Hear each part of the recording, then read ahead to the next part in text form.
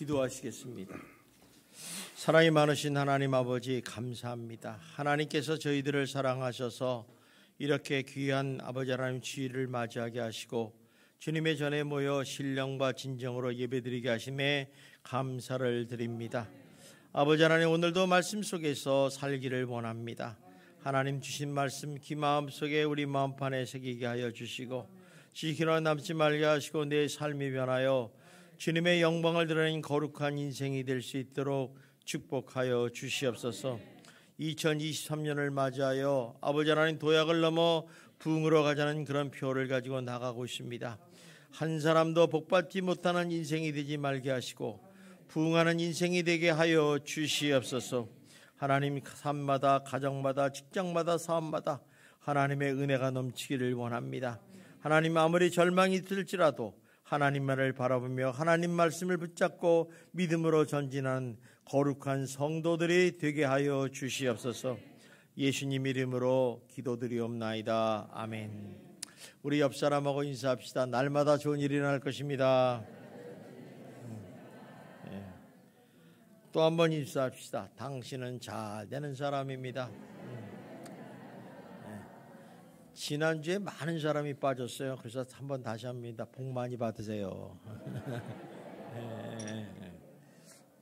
서로 인사를 못해서 근데 복 많이 받으시기 바랍니다. 오늘 창세기 말씀을 통해서 하나님이 노아에게 말씀하여 이르시되라는 제목을 가지고 여러분하고 좀 말씀을 나누고자 합니다. 하나님께서 세상에 죄악이 가득 찼다 그래요.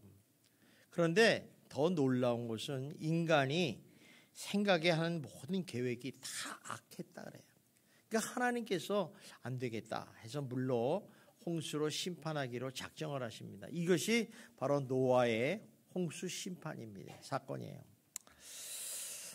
이것이 언제 일어났냐면 노아가 600세가 되던 해 2월 17일 날 홍수가 내려나게 했어요. 그래서 비가 40주야를 그냥 막 쏟아졌어요. 그냥 엄청나게 쏟아진 거죠. 요새 하루에 10mm, 20mm 쏟아진 게 아니라 시간당 한 300mm, 500mm씩 쏟아진 거죠. 그러니까 온 천지가 물에 잠기지 않습니까? 그래서 40일 동안 했더니 얼마나 많이 잠겼냐면 세상 이 땅에서 가장 높은 산봉우리 거기에 15규빗이나 더 높게 물이 쌓였다는 거죠. 근데 이 15규빗은 7.5m 정도. 우리 교회 땅바닥에서 지붕까지 이제 그 정도 높이가 되는 거예요. 그러니까 물이 담았으니까 물이 가득 찼는데 그걸 얼마나 했나요? 150일 동안 잠긴 거예요. 그러다 보니까 이 땅에서 호흡할 수 있는 생물들은 다 죽어버리고 말았어요. 그리고 난 후 이제 바람이 솔솔 불면서 물이 점점 좀 줄기 시작합니다. 이때가 이제 홍수가 나기 시작한 약 5개월 후에 일어난 사건입니다. 그러자 이제 방주가 아라랏산에 이렇게 걸치게 됐어요. 그러다 바깥을 내다보니까 이제 산봉우리가 이렇게 드러나기 시작을 하더라는 것입니다. 그러나 노아에게는 하나님께서 노아에게 허락하시고 이끄시는 때를 기다려야만 했습니다. 왜냐하면 아직 어떤지를 모르겠어요. 방주 안에 있으니까 모르는데 사실은 노아와 노아 가족들은 바깥에 나기를 굉장히 소원했을 겁니다. 이게 너무 갑갑하죠. 그러니까 이끄시는 대로 바깥으로 나갈 수 있기 때를 기다렸다는 것입니다. 근데 그 후에 601년, 601세 되는 10일 지난 후에 땅이 다 마르셨어요. 그래서 그때 하나님께서 말씀하십니다. 그게 15절의 말씀입니다. 우리 한번 같이 읽읍시다. 시작. 하나님이 노아에게 말씀하여 이르시되. 자, 딴 때는 아무 하나님의 음성이 들리지 않았어요. 그런데 이제 땅이 다 마르니까 하나님께서 말씀을 하셨다. 우리는 여기서 하나님의 귀한 하나님의 음성을 듣게 됩니다. 그러므로 오늘 이 시간에 우리가 하나님이 주시는 음성을 들으면서 이렇게 어렵고 힘든 상황에 처지는 사람이 있을 거예요. 그런 분들이 하나님의 복된 미래를 향하여 새롭게 다시 시작하려면 어떻게 해야지 그 축복된 길로 갈 수 있고 부흥하는 삶을 살 수 있을까? 지혜를 좀 얻으셔서 여러분 2023년대는 새롭게 출발하고 새롭게 부흥하는 놀라운 역사가 일어나기를 주님의 이름으로 축원합니다. 그러기 위해서 제일 처음에 할 일이 딱 하나 있어요. 그건 뭐냐면 하나님의 언약의 말씀을 붙들고 믿음으로 출발한다는 것입니다. 오늘 말씀도 보니까 하나님이 너에게 말씀하여 이르셨다. 이 말씀을 하는 것은 우리 삶을 복되게 하기 위해서 하나님이 주신 말씀이에요. 그러니까 우리들에게 이렇게 중요한 원리를 가르치고 있죠. 이 말씀에. 그것은 뭐냐면 새로운 인생의 삶을 출발하는 사람들에게는 중요한 것은 좋은 환경이 아니라 확실하게 보장된 하나님의 언약의 말씀이라는 거예요. 그러니까 우리 많은 사람들은 좋은 환경과 좋은 조건이 되면 잘 되리라 생각하지만 사실 그렇지 않아요. 어떤 분들은 그래요. 아우 금수저로 태어났으면 좋겠다. 뭐 금수저로 태어나면 좋겠죠. 그러나 또 금수저로 태어난 게 그렇게 좋은 것만은 아니에요. 결과를 봐야 되거든요. 결과를. 그런데 확실하게 말한 것은 확실된 보장된 하나님의 언약의 말씀이라는 거죠. 우리 성경에 보면 하나님의 은혜를 풍성하게 누린 사람들을 대부분 살펴보면 아주 우리 생각과는 전혀 다른 출발점이 다르다는 것을 알 수 있어요. 그들은 한결같이 하나님 말씀을 붙잡고 믿음으로 출발했다는 것입니다. 예를 들면 아브라함이라는 사람이 있어요. 믿음의 조상인 아브라함 사람이 75세에 하나님의 부르심을 받습니다. 그리고 갈 바를 알지 못했지만 갈대우르에서 떠나 내가 지시한 땅으로 가라 말씀하셨을 때 그 아브라함은 그 하나님의 말씀을 붙잡았어요. 딱 붙잡고 믿음으로 하나님이 지시한 땅을 출발했다는 것입니다. 결국 그 믿음이 그에게 믿음의 조상이 된 동기가 됐다는 것이죠. 그래서 창세기 12장 4절에 이렇게 말씀합니다. 한번 봅시다. 시작. 이에 아브라함이 여호와의 말씀을 따라갔고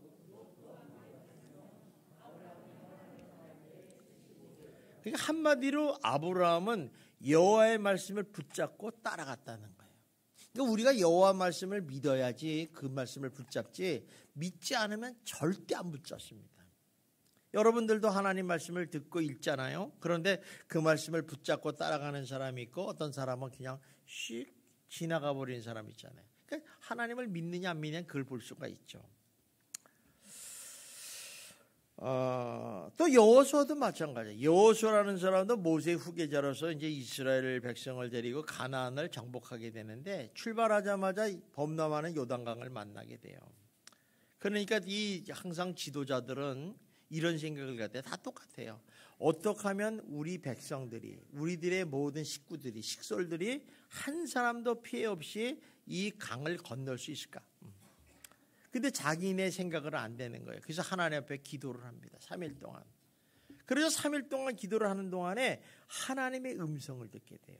그래서 그 하나님 말씀을 붙잡고 이제 언약궤를 앞세우면서 믿음으로 요단강에 들어가게 됐다는 거죠. 그러니까 들어가니까 하나님이 함께하고 도와주셔서 요단강이 갈라지는 역사가 일어나서 모두 한 사람도 다침 없이 건너갔다라 하는 게 이제 여호수아의 말씀 아닙니까? 무슨 말이냐면 그들의 출발하는 환경은 다 다를 수 있어요. 뭐 여러분들도 다 다르지 않습니까? 그런데 한 가지 공통점이 있는 게 뭐냐면 하나님의 말씀을 붙잡고 믿음으로 나갔더니 하나님이 함께 하시고 도와주셨다는 거예요. 그러니까 우리가 항상 우리는 이걸 빼먹어요. 그리고 하나님이 내 예수를 믿으니까 하나님이 나와 함께 하시고 도와주리라 이렇게 생각하는 거예요. 근데 하나님이 도와주는 방법 중에 하나는 우리가 하나님의 말씀을 믿고 믿음으로 나갈 때 도와주시는 거예요. 아마 여호수아가 요단강에서 하나님 말씀하시는데 그걸 듣고 나가지 않았다면 절대로 함께하지 않으시고 도와주지 않았을 거예요. 그렇기 때문에 아무리 좋은 환경에서 출발을 해도 하나님의 언약의 말씀이 삶 속에서 사라져버리면 떠나버리면 결국에는 아무것도 아님을 발견할 수 있어요. 예를 들면 아담과 하와라는 인류 최초의 인간이 나오지 않습니까? 창세기 보면 그들은 하나님께서 얼마나 인간을 사랑하셨는지 우주 만물을 창조하시고 가장 최상의 환경인 에덴 동산에서 살게 하시게 됩니다. 자, 그들과 하나님의 약속은 뭐냐? 하나님의 약속의 말씀을 지키고 살면 내가 이렇게 마음껏 누리고 평안하게 산다고 약속을 하셨어요. 그런데 이 아담과 하와의 마음속에 하나님의 언약의 말씀이 떠나버렸어요. 삶 속에서. 그러다 보니까 어때요? 하나님의 언약의 말씀을 잊어버리고 불순종하게 되는 거죠. 그래서 그 죄로 인해서 에덴 동산에서 추방을 당해버립니다. 사울왕도 마찬가지입니다. 사울왕도 시작이 얼마나 좋았습니까? 별 볼 일 없는 사람인데 하나님이 사울을 기름 부어주시고 이스라엘 초대왕으로 세우셨어요. 그런데 이 사울왕도 하나님의 언약의 그의 삶 속에서 살지 않고 떠나버릴 때 그의 노력에 상관없이 그의 삶은 실패한 인생이 되는 것을 하나님께서 우리에게 보여주고 있지 않습니까? 자, 이런 걸 보면서 아무리 좋은 환경에서 시작할지라도 하나님의 얼싸기의 말씀이 그 삶 속에서 떠나면 결국 망하는 길로 간다는 거예요. 그러니까 우리가 우리 삶 속에서 하나님의 말씀이 살아있느냐 죽어 있느냐가 되게 중요하다는 것이죠. 따라서 우리가 하나님의 복된 미래를 향해서 정말 승리하고 새롭게 삶을 시작한다면 그 핵심은 뭐냐? 하나님의 언약의 말씀을 붙잡고 믿음으로 출발하는 거예요. 그래서 우리는 뭐 환경이 어떻다 이렇다 뭐 이런 따질 게 없어요. 우리가 하나님 앞에 딱 엎드려서 하나님의 음성을 듣고 하나님이 떠나라면 떠나면 되는 거예요. 인생을 쭉 살면서 험한 세월을 산 사람이 다윗이에요. 근데 그 사람의 인생의 참된 승리를 깨닫게 됩니다. 무슨 얘기냐면 자기가 인생을 그렇게 험한 삶을 살면서도 이렇게 승리할 수 있었던 이유는 뭐냐? 하나님의 언약의 말씀이 있음을 알게 됐어요. 그래서 이 사람이 죽을 때 솔로몬에게 유언을 합니다. 사실 뭐 유언할 때 뭐 그냥 말로만 하겠어요. 솔로몬의 왕권을 다 계승하고 또 재물을 자기 있는 걸 다 주고요. 그다음에 이제 그것도 중요하지만 더 중요한 진리의 말씀이 딱 있는 거죠. 그거는 바로 뭐냐면 하나님의 말씀을 의지하고 따르는 삶이 너에게 중요하다는 거예요.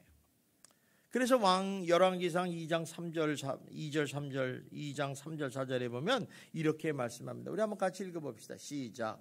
내가 이제 세상 모든 사람이 가는 길로 가게 되었으니 너는 힘써 대장부가 되고 내 하나님 여호와의 명령을 지켜 그 길로 행하여 그 법률과 행명과 율례와 증거를 모세 율법에 기록한 대로 지키라. 그리하면 네가 무엇을 하든지 어디로 가든지 형통할지니라.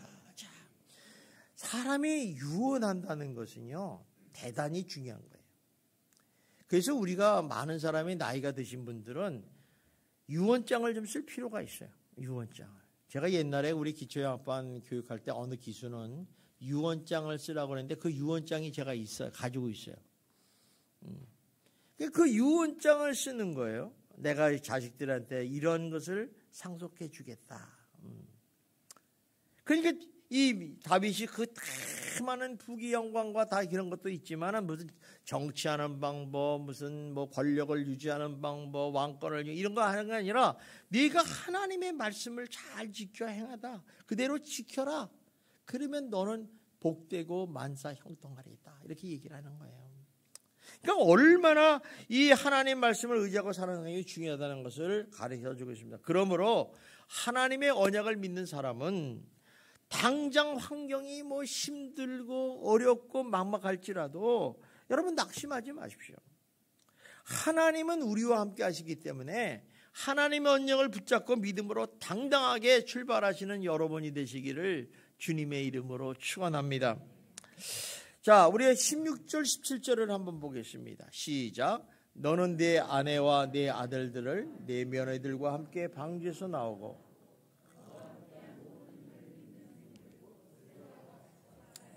끌어내라.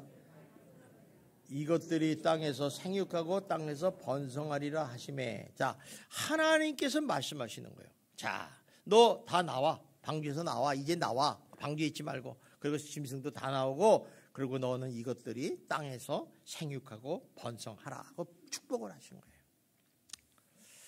사실 이 말씀만 하실 때는 노아의 나이가 601세예요. 601세 2월 27일. 그러니까 1년 10일 만에 하나님이 말씀하시는데 그때 비로소 하나님의 음성이 들리는 거예요. 노아야, 방주에서 나와라. 야, 정말 이 음성은 정말 노아가 얼마나 이 음성을 기뻐하겠어요. 아마 여러분들이 방주에서 이렇게 있다가 1년 10개월 만에 나오라면 뛸 듯이 기쁠 거예요. 안 그렇습니까? 그런 자 노아는 어땠느냐? 하나님의 말씀하신 후에 비로소 밖으로 나왔다는 거예요. 이것이 신앙생활에서 핵심 포인트입니다. 다시 한번 얘기해요. 하나님께서 노아에게 말씀하신 후에 비로소 바깥으로 나왔다. 이것이 바로 믿음으로 사는 하나님과 동행하는 삶이라고 말할 수 있습니다. 우리가 하나님이 동행한다 그러면 같이 걸어가는 걸로 생각하지만 사실 어떻게 우리가 주님하고 보조를 맞출 수가 있겠습니까? 그러면 한 걸음 좀 뒤에서 따라가겠죠. 그럴 때 하나님의 인도하는 대로 가야 되겠죠. 그게 동행하는 거 아니겠습니까? 그러면 하나님과 동행하는 삶이란 뭐냐? 우리 너무 잘하죠. 무엇을 쓰든지 먼저 판단하지 않고 자신의 판단이나 생각이나 계획대로 살지 않고 하나님보다 앞서지 않고 하나님께서 인도하시는 말씀에 따라 사는 삶을 말해요. 그러니까 하나님의 일로 가시면 나도 일로 가고 하나님이 절로 가시면 나도 절로 가고 이렇게 사는 삶이 되게 쉬운 거죠. 그냥 하나님만 따라가면 되는 거예요. 근데 우리는 어때요? 하나님의 생각이 틀렸다 생각을 해요. 그래서 하나님의 생각대로 한 거 내 생각, 내 판단대로 살다가 이거 아니다. 그리고 돌아가려니까 힘든 거예요. 이게. 근데 어떤 사람은 좀 우매한 것 같이 보이는데 그냥 하나님이 가는 대로 가는 거예요. 그러니까 우리 진리가 있잖아요. 제가 자주 하는 얘기가 말을 잘 듣는 사람이 복 받는 사람이다. 우리 한번 옆 사람하고 합시다. 말을 잘 듣는 사람이 복 받는 사람이다. 진짜예요, 여러분. 제가 산 인생의 비결이에요. 하나님 말 잘 들어야죠. 목사님 말 잘 들어야죠. 부모님 말 잘 들어야죠. 이거 복 받는 거예요. 한번 다 어긋나게 살아봐요. 복 받겠나 이게. 절대 복 받지 않습니다. 이 세상에 뭐 떼돈 벌 수도 있지만 하나님 앞에 복을 못 받습니다. 여러분 하나님 복은 이런 복들보다도 어마어마 상상할 수 없는 축복을 주시는 거예요. 그래서 우리 잠언서 16장 9절에 지혜의 아버지라 하는 솔로몬이 이렇게 말씀합니다. 우리 봅시다. 시작. 사람이 마음으로 자기 길을 계획할지라도 그의 걸음을 인도하시는 이는 여호와시다. 이게 무슨 얘기예요? 하나님의 걸음을 하나님께서 걸음을 인도하시는 대로 가는 사람이 지혜로운 사람이다. 우리는 다 자기 계획이 있어요. 자기 생각이 있어요. 여러분 생각대로 잘 되십니까? 대단한 사람이에요. 그런데 하다 보면요 잘 안 돼요. 저도 인생을 이렇게 살아왔지만 내 뜻대로 되는 게 별로 없더라고요. 그러니까 하나님이 인도하신 대로 따라가면 다 잘 되게 돼 있다는 거죠. 그러니까 하나님이 이런 걸 가르치는 거예요. 그래서 광야에서도 보면요 그냥 모세보더러 야 너 백성 데리고 그냥 적과 꾸리는 가는 땅에 가라 이렇게 했으면 쉬웠을 거예요. 그런데 굳이 출발하자마자 뭐가 떴어요? 하나님의 임재의 상징인 구름 기둥과 불 기둥이 떠서 그들을 인도하셨다는 거죠. 나를 따르라. 그게 따라가는 거예요. 그러면 가장 안전하고 가장 좋은 길로 인도하시는 거예요. 그런데 거기서 삐져가지고 나는 글로 안 가. 나는 왕의 대로로 가야 되겠다. 그럼 죽는 거죠. 이제 죽는 거죠. 이거 우리가 참 인간이 참 이렇게 우매합니다. 자, 그러면 우리 노아가 이렇게 동행하는 삶을 살게 된 이유가 뭐냐는 거예요. 사실은 노아 홍수 이전에도 노아의 삶의 특징을 보면 하나님 말씀하는 그대로 삶을 따랐다고 그랬어요. 우리가 봐야 있잖아요.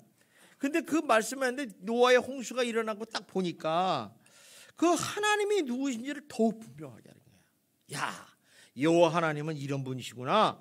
분명하게 알게 됐다는 거예요. 그러니까 우리 많은 사람들이 신앙생활하면서 가장 약점이 뭐냐면 하나님이 누구신가를 알지 못하면서 까분다는 거예요. 그러니까 뭐 대들기도 하고 뭐 자기 생각대로 판단하고 그러는 거죠. 그러니까 한치 앞만 보는 거예요. 한치 앞만. 근데 하나님은 그러면 어떤 하나님이냐? 하나님은요 정말 살아계신 분이라는 걸 깨닫게 돼요. 여러분 믿습니까? 하나님은 정말 살아계셔요. 이 살아있다는 증거는 여러분이 기도하면 응답받는 데 가장 쉽게 알 수 있어요. 한번 오늘부터 기도해 보세요. 근데 여러분이 기도하는데 나는 그래요. 간단한 기도는요 금방 응답받아요. 하나님 오늘 저녁 먹게 해주세요. 금방 응답받아요. 100%. 그런데 하나님 오늘 돈 100만 원을 주십시오. 조금 기다려 임마. 은행에서 찾아야 돼. 오늘 근데 휴일이 안 돼.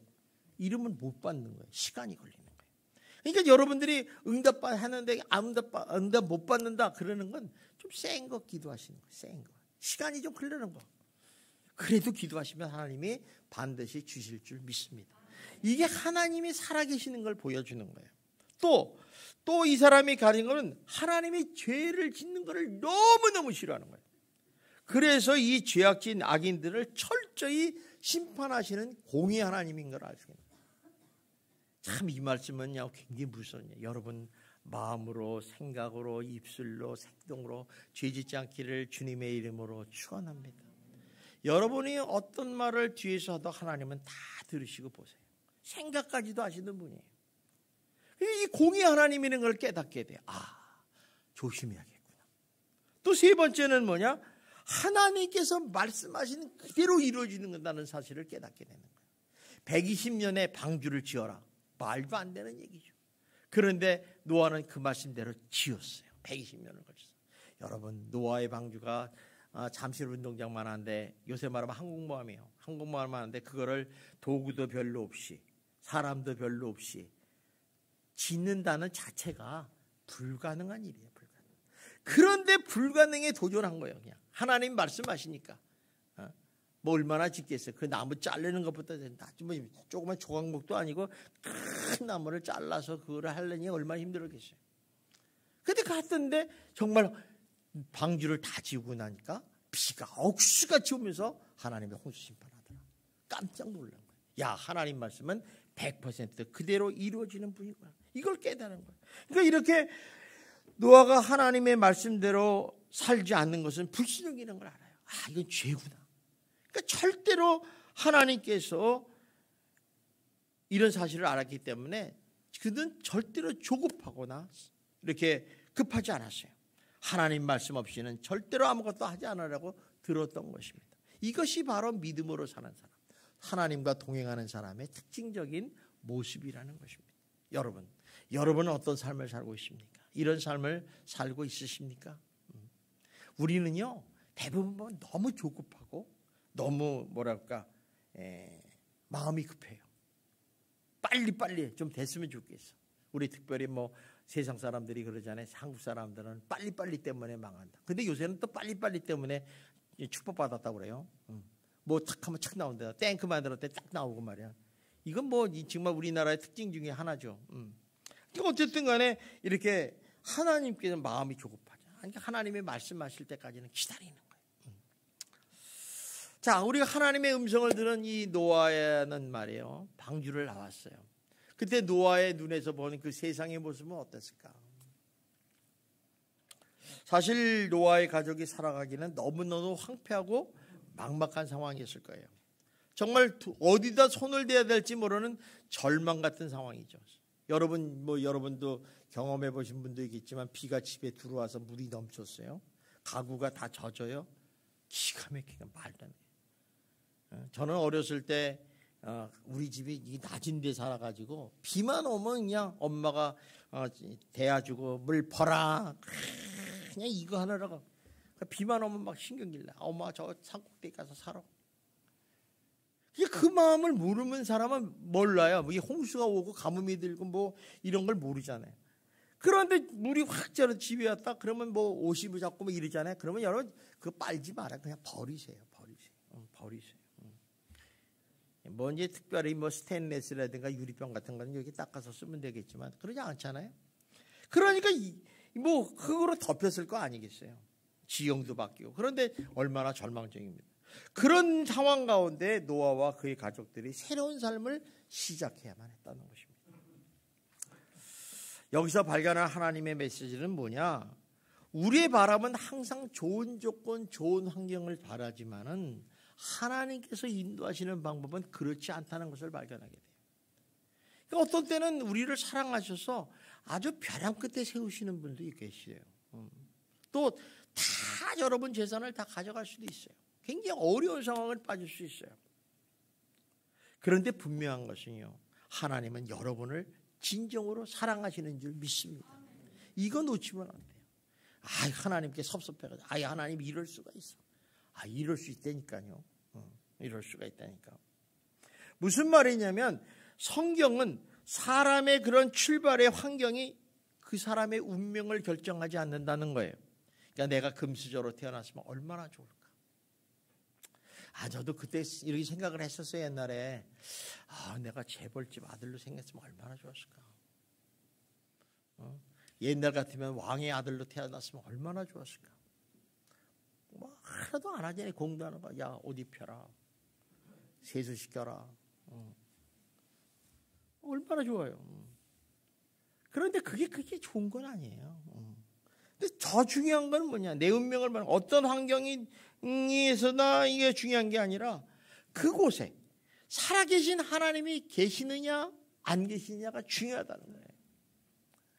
그러니까 하나님이 나와 함께 하느냐 안 하느냐죠. 그러니까 어디를 가든지 하나님이 함께 하시면 어때요? 조건이나 환경은 그다지 문제가 되지 않습니다. 왜? 하나님이 함께 하시면 하나님 도와주세요. 하나님 이렇게 하게 해줍니다. 해주세요. 기도하면 되는 거니까. 여러분들이 아라딘 램프를 읽어보신 적 있죠? 그 아라딘 램프를 가지고 있으면 어때요? 빌면 주인님 뭘 도와드릴까요? 닭고기 가져와라. 참. 떡 가져와라. 참. 뭐가 어렵겠어요? 그러니까 이런 마음이라면 하나님 앞에 하나님이 함께 하시면. 그렇기 때문에 하나님이 함께 하신다면 어디를 가든지 또 형통한 삶, 승리하는 인생을 살게 되는 것입니다. 그래서 다윗은 시편 1편 2편 23편 1절 2절에 이렇게 고백을 합니다. 봅시다. 시작. 여호와는 나의 목자시니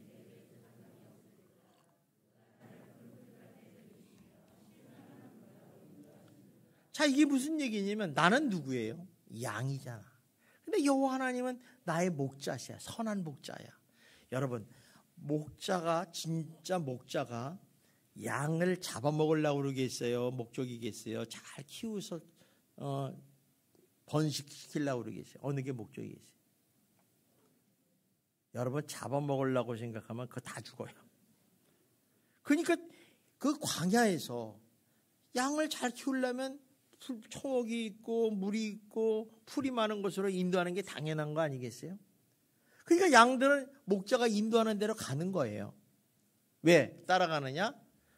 목자가 나를 푸른 풀밭에 누이고 쉴만한 물가로 인도하시기 때문에.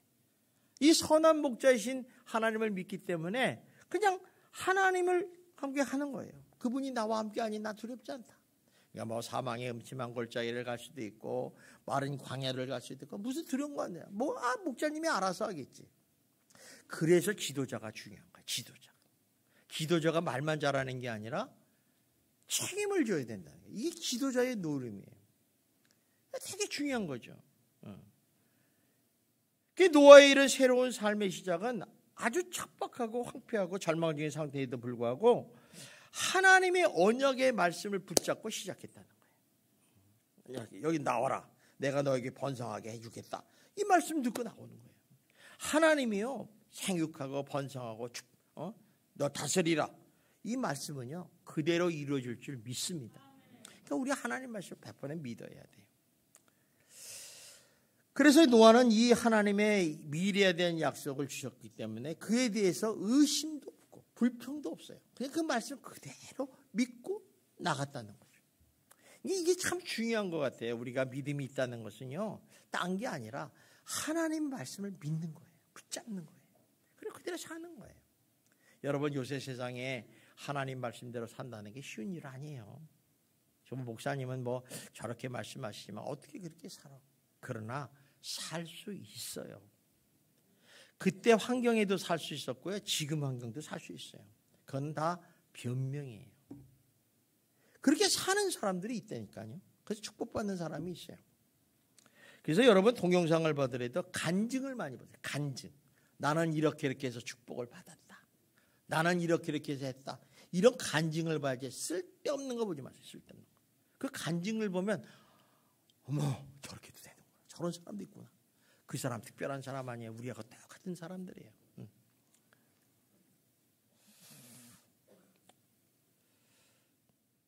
그래서 노아는 그 인생에서 이렇게 하나님의 어떤 환경에 출발할 때 하나님의 언약을 믿음으로 붙잡고 그 믿음으로 전진했다는 것을 알 수 있듯이 여러분들도 마찬가지로 그러한 성도가 되시기를 주님의 이름으로 축원합니다. 두 번째 우리가 믿음으로 다시 새롭게 출발하는 인생이 되려면 무엇보다도 먼저 여호와를 위해서 제단을 쌓는데 최우선으로 시작해야 된다는 것입니다. 우리 한번 20절을 같이 한번 읽어봅시다. 시작.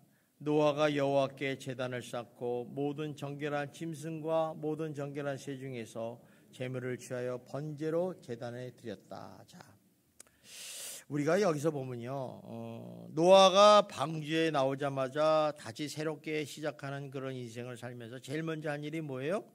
바로 여호와 앞에 번제 제단을 쌓고 번제물과 번제 제사를 드렸다는 거예요. 자, 이 말씀을 통해서 우리가 깨닫는 것은 뭐냐면 믿음의 사람이 취해야 할 바른 태도가 무엇인지를 발견하게 됩니다. 자, 믿음의 사람은 어떤 삶을 살아야 되느냐? 어떤 상황에서도 예배를 드리는 것을 최우선이라 했다. 최우선이다. 참 이게 쉬운 것 같아도 어렵죠. 그죠? 우리는 많은 사람들이 야 그거 뭐 예배 못 드리냐? 그거 당연하게 주일날 예배를 드려야지. 그런데 사람의 심리가 그렇지 않아요. 쉽죠. 그래서 방주에 나오자마자 먼저 여호와를 위해서 제단을 쌓았어요. 누구를 위해서 쌓았다고요? 그래 여호와 하나님을 위해서. 나를 위해서 쌓은 게 아니야. 그래서 번제와 제물을 드렸다는 거예요. 자, 그렇다면 왜 그 많은 할 일이 많은데 노아는 번제물과 번제 제단을 드려야 하는 이유가 뭐냐는 거예요. 그것은요, 이런 거예요. 홍수가 나서 지면의 모든 사람과 생명이 다 죽어버렸잖아요. 그런데 놀랍게도 방주에 탄 노아와 그 가족은 살았어요. 여러분 얼마나 감사하겠어요. 너무너무 하나님의 은혜에 감사해요. 여러분 지금 다 물이 이제 막 비가 많이 왔는데 다 죽고 여기 한 사람만 딱 살았어. 감사할 거야 안 할 거야? 그러면 감사하는 사람이 있어요. 감사합니다. 이 은혜, 하나님의 은혜와 감사하는 사람은 당연하게 번제와 감사제를 드릴 수밖에 없어요. 그래서 번제 제사를 드린다는 말은 뭐냐? 하나님을 하나님으로 인정하는 거예요. 그리고 하나님을 나의 주님으로 인정하는 거예요. 참 중요해요. 번제 제사를 드렸다 그러면 하나님을 나의 하나님으로 믿습니다. 나의 주님인 줄 믿습니다. 또 번제 제사를 드렸다는 것은 이제부터 하나님만을 전적으로 의지하고 하나님만을 사랑하는 가운데 하나님 말씀을 들어 그대로 살겠습니다는 충성과 헌신의 결단의 시간이에요. 그러니까 우리가 번제 제사를 드린다는 건 이렇게 중요한 의미가 있습니다. 따라서 이런 행동은 하나님을 내 삶의 최우선으로 삼는 거예요. 최우선. 그리고 자신 앞에 모시고 주님의 말씀을 따라 살겠다는 신앙의 고백이자 결단이라는 것입니다. 그래서 우리가 드리는 이 예배도 있죠. 똑같아요. 이 예배도 감사제와 번제예요. 그러니까 무슨 얘기예요? 하나님을 하나님으로 인정하는 사람이 교회에 나와서 예배를 드리는 거예요. 그리고 하나님을 경외하고 하나님의 선포된 말씀을 듣고 나는 저 말씀을 붙잡고 믿음으로 살겠습니다는 결단의 시간이에요. 그러니까 우리 예배가 얼마나 중요해요. 어떤 사람은 예배를 드려도 좋고 안 드려도 좋다. 내가 필요하면 드리고 내가 여행 가면 드리고 내가 무슨 일이 있으면 빠지고 뭐 그런 사람은요. 하나님을 하나님으로 인정하지 않는 거예요. 입으로는 하나님을 인정한다고 그래요. 그러나 실질적인 중심에는 하나님을 조금 무시하는 경향이 돼요. 나 정도 믿음을 가지고 있는데 그 1년에 한 번 정도 빠지면 어떻게 했느냐. 성경에도 보면요. 주일 성수를 하는데 빠졌어도 가능한 사람이 딱 몇 가지가 있어요. 제가 생각이 나는데 대표적인 어때요? 중환자실에 간 사람. 그 다음에 두 번째 장례한 사람. 빠져도 돼. 그 외에는 빠지는 걸 용납을 안 해요. 그러니까 이런 것들을 보면 하나님이 얼마나 예배를 중요하게 생각하는 것을 알 수가 있다는 거죠. 그래서 이런 진정한 고백과 찬양 예배를 때 하나님이 드리는 예배가 복된 교제가 되는 것이고 또 하나님이 기뻐 흠양하는 예배가 되는 것이에요. 그러니까 이런 사실을 분명히 한 노아가 어떻게 했어요? 당연히 홍수 심판 후에 제일 먼저 드리는 게 뭐냐? 제단을 쌓고 번제를 드린 거예요. 그러니까 하나님이 그 제사를 얼마나 기쁘게 받았어요. 성경에도 보면요, 아브라함이라는 사람이 갈대우를 떠나 가나안 땅에 왔을 때 제일 먼저 한 일이 뭐겠어요? 제단을 쌓고 하나님께 예배를 드린 거예요. 하나님은 벌써 그 출발을 본 거예요. 출발. 믿음이 있느냐 없느냐. 사실 그때만 해도 아브라함이 무슨 믿음이 있겠어요. 그러니까 그 믿음을 보고 하나님은 축복하기 시작한 거예요. 너 참 우리 속된 말로 싸가지가 있다. 싹지 좋다. 여러분 이삭도 그렇지 않습니까? 야곱도 그래요. 그러니까 이런 걸 보면 하나님께서는 자신들의 백성들을 통해서 예배를 받으시기를 원하신다는 거예요. 그러니까 우리가 신앙생활을 잘할 때 알아야 되니까 하나님의 마음이 어떤가를 빨리 캐치하는 사람이 좋은 사람. 센스가 있어야 돼. 아, 하나님은 이거 싫어해. 하나님은 이런 걸 좋아해. 하는 사람이 신앙생활을 멋지게 할 수 있어요. 그래서 하나님은 자기 백성들에게 예배를 통해서 드림으로 기뻐하시고 영광을 받으시고 그 영광 받으신 그 예배를 통해서 하나님 우리에게 풍성한 은혜를 베푸시는 거예요. 그래서 우리가 예배에 성공할 때 은혜를 많이 받게 돼요. 좀 멋있다. 많은 사람들은 그냥 말씀을 듣고 은혜 받잖아요. 그러면 은혜 받은 것만큼 살아야지. 은혜는 은혜고 말씀은 말씀이고 나는 나야. 이거는 하나님을 하나님으로 인정하는 거 아니에요. 나의 왕으로 인정하는 게 아니죠. 그래서 우리가 이런 어떤 상황에서도 하나님의 은혜로 승리하는 삶을 살기를 원한다면 여러분 예배드리는 삶을 최우선의 삶으로 드시기를 주님의 이름으로 축원합니다. 그래서 여러분들의 인생에 참된 예배를 드리면서 하나님께 인정받는 정말 예배자의 성공하는 예배자의 성공자가 되시기를 주님의 이름으로 축원합니다. 자, 그러자 21절에 놀라운 반응이 나와요. 하나님의 반응이. 자, 우리 한번 봅시다. 시작. 여호와께서 그 향기를 받으시고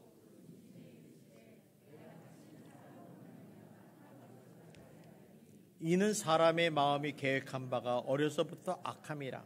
내가 전에 행한 것 같이 모든 생물을 다시 멸하지 아니하리니. 자, 그러니까 하나님께서 노아가 번제와 번제물을 드리니까 하나님께서 그 향기를 받으셨다는 거예요. 이 향기를 받았다는 것은 이제 제물의 향기잖아요.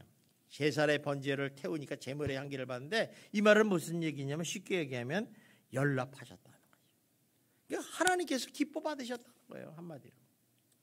우리가 예배를 기뻐 받는다는 게 얼마나 중요합니까? 여러분 가인과 아벨의 예배를 통해서 똑같이 예배를 드렸는데 아벨의 예배는 흠양하시고 가인의 예배는 받지 않으셨다. 얼마나 슬픈 얘기입니까? 그러자 하나님께서 놀라운 일을 노아에게 약속하시고 축복하시는 장면이 나와요. 그러니까 하나님이 예배를 통해서 기뻐 받으시면요 저절로 복이 흘러내려가는 거예요. 자, 우리 한번 21절 22절을 봅시다. 시작.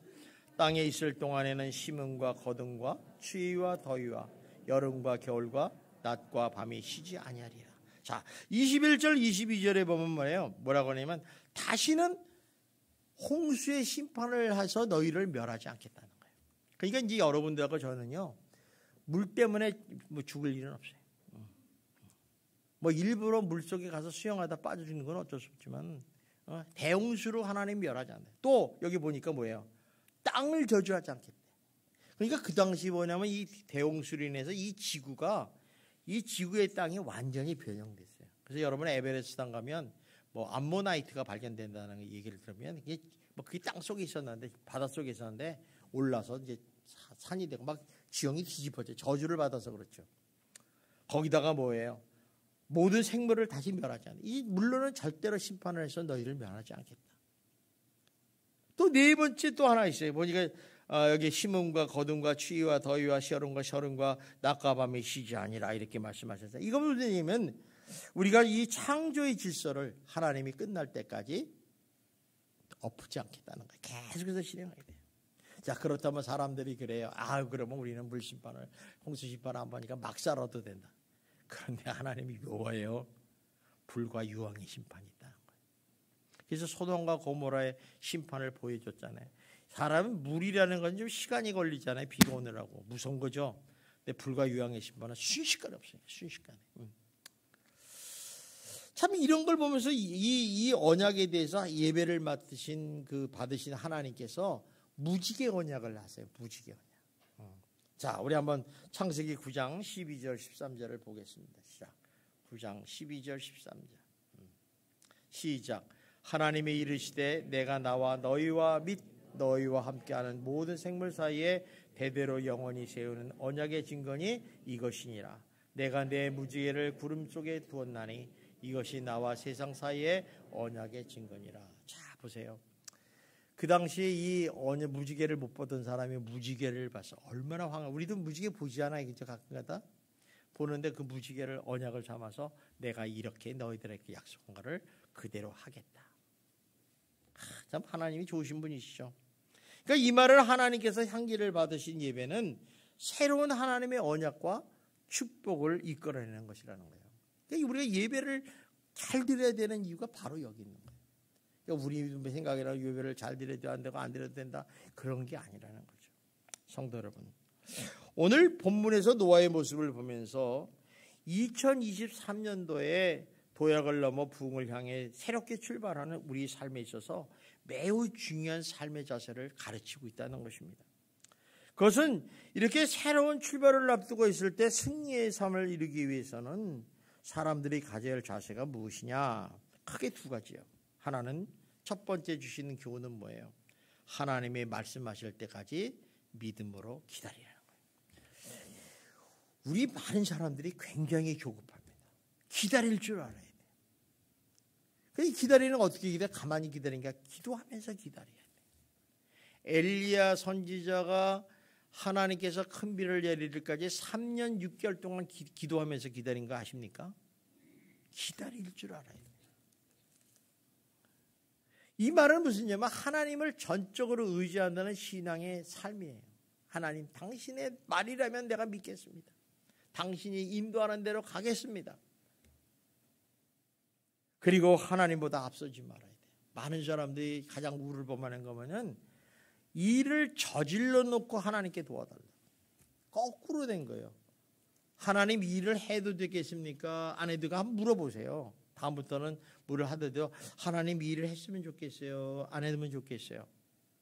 하나님이 말 없으면요 하지 말라는 거예요. 무슨 얘기인지 아세요? 하나님이 하라 그러면 말씀하세요. 이거 해라.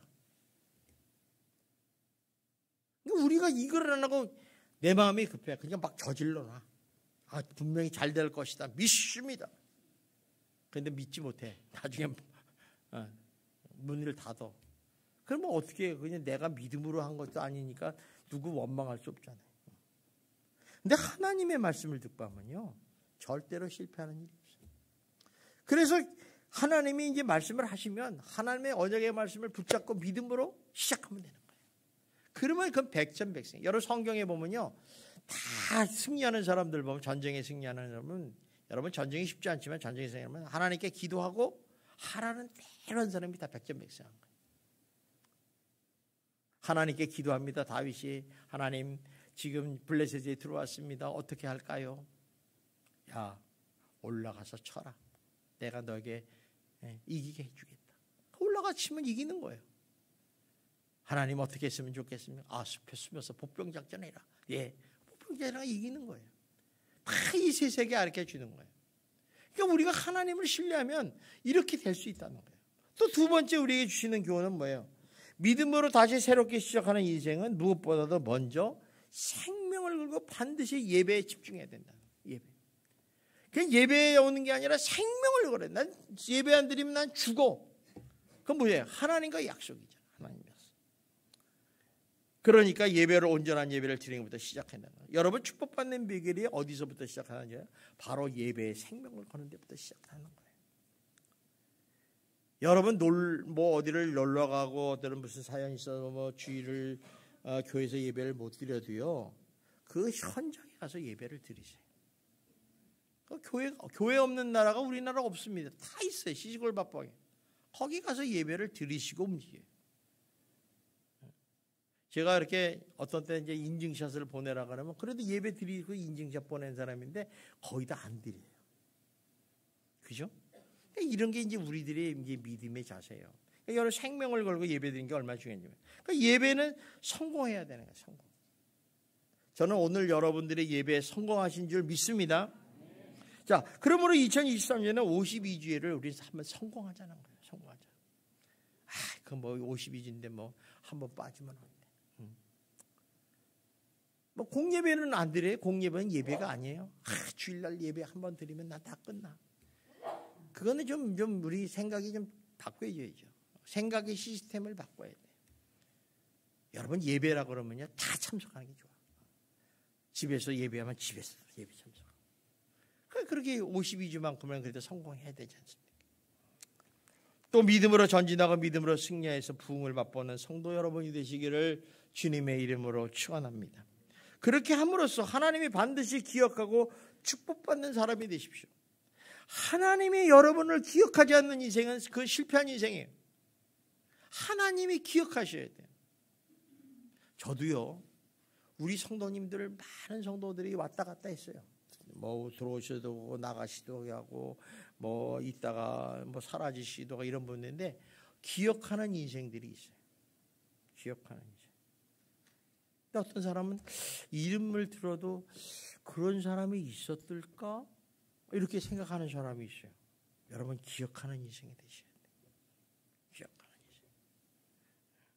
옆 사람만 기억하지 마세요. 뒷사람도 좀 기억하세요. 한번 보세요. 뒷사람 누가 있는가 기억하십시오. 서로 기억하셔야 돼요. 기억하시죠. 그래서 반드시 기억하시고 축복받는 사람, 하나님의 이름으로 승리하고 정말 하나님의 은혜로 성공하는 여러분이 되시기를 주님의 이름으로 축원합니다. 우리 한번 1분만 기도합시다. 같이. 하나님, 오늘 말씀을 통해서 이 말씀이 그대로 이루어지게 하여 주시옵소서. 내 삶에 역사하여 주시옵소서. 우리 다 같이 기도합니다. 할렐루야. 하나님 아버지 감사합니다. 하나님께서 저희들을 사랑하시고 인도하셔서 이렇게 귀한 말씀을 주심에 감사를 드립니다. 정말 하나님이 노아에게 말씀하셔 이르시되 아버지 하나님 기억하게 하여 주시옵소서. 잘 되기를 원합니다. 복 받기를 원합니다. 승리하는 인생이 되기를 원합니다. 정말 새로운 도약을 통해서 부흥을 맛보는 성도들이 되게 하여 주시옵소서. 그래서 하나님이 기억하고 인정하는 축복된 인생이 되기를 소원합니다. 하나님 역사하여 주시옵소서. 아버지 하나님 붙잡아 줄 줄 믿습니다.